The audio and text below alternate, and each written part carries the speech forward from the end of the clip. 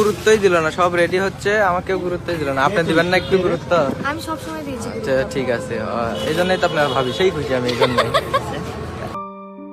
রাজশাহী থেকে কক্সবাজার, স্বপ্নের একটি ট্রিপ, বন্ধু বান্ধব, হাসি, আনন্দ আর লাইভ ভিডিও। কিন্তু ফেরার পথে ঘটে গেল একটি ভয়াবহ দুর্ঘটনা, আর সেই দুর্ঘটনাতে প্রাণ হারালেন তাদেরই একজন। দেশ জুড়ে আলোচনায় কেন্দ্রবিন্দু কন্টেন্ট ক্রিয়েটর বিথি। তিনি কি সত্যি এই মৃত্যুর জন্য দায়ী, নাকি সোশ্যাল মিডিয়া আবারও তাড়াহুড়া করে এক তরুণীর ওপর দোষ চাপিয়ে দিচ্ছে?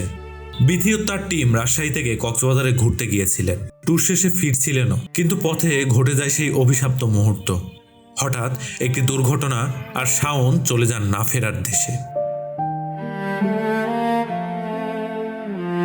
দুর্ঘটনার পরপরই সোশ্যাল মিডিয়ায় একটা দিক ধরে ছুটল, বিথির কারণে শাওনের মৃত্যু। কেউ কেউ বলছে এত দূরে ট্যুরের আয়োজন করাটা ঠিক হয়নি।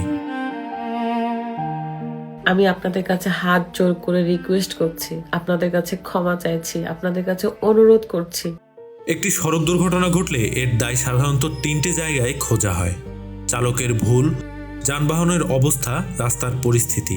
একজন টিম লিডার বা কন্টেন্ট ক্রিয়েটর হিসেবে বিথি হয়তো ট্যুরের পরিকল্পনা করেছেন, কিন্তু সড়কে কি বিপদ অপেক্ষা করছে সেটা একজন মানুষের নিয়ন্ত্রণে থাকে না। সোশ্যাল মিডিয়া আজ বিচারকের আসনে বসে যায় খুব সহজেই। যে কাউকে দোষী বানিয়ে দিতে সময় লাগে কয়েক মিনিট, কিন্তু মনে রাখতে হবে একজন মানুষের জীবন, সুনাম, মানসিক অবস্থা সবকিছুর ওপর একটি প্রভাব পড়ে। শাওনের মৃত্যু নিঃসন্দেহে বেদনাদায়ক, কিন্তু কোনো প্রমাণ ছাড়া কাউকে দায়ী করা অন্যায় তো বটেই। দুর্ঘটনার পেছনে আসল কারণ কি তা না জেনে আমরা বিচার করছি। এখন সবচেয়ে জরুরি বিষয় হলো শাওনের জন্য দোয়া করা, টিমের সবার প্রতি সহানুভূতি দেখানো এবং ভুল তথ্য ছড়িয়ে আরো ট্র্যাজেডি তৈরি না করা। আমাদের উচিত দোষারোপ নয়, বরং যেটা সত্য সেটাই খুঁজে বের করা।